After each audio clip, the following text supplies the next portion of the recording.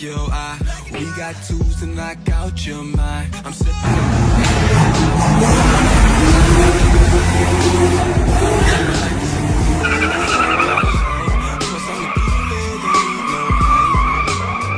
I'm a real fly guy.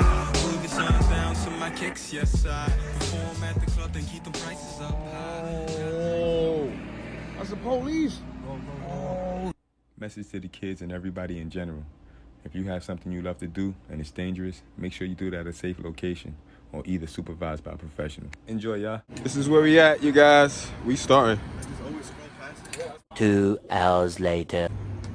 Couple more coats and some clear, and then we are back in action. Motor's gonna be dropped in ASAP. We back. The battleship is here. Get to working on the outside. And the inside. Alright, so yeah. I know that video was kind of short and I didn't really say much. Like pretty much you guys just know I'm just gonna be dropping in the motor. But a few days before I recorded that video, I found this SE. It's up on the forums.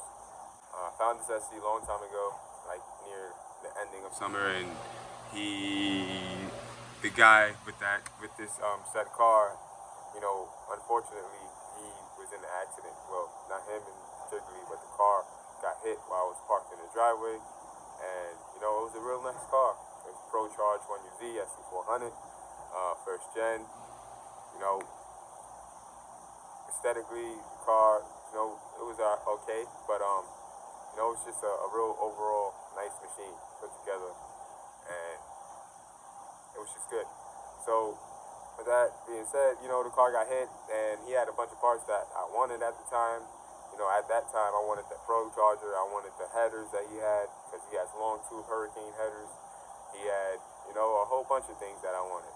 And I hit him up, and I'm saying, I check up, and I'm like, yo, what's up, man? You pouring out the car? Like, what's up with them headers?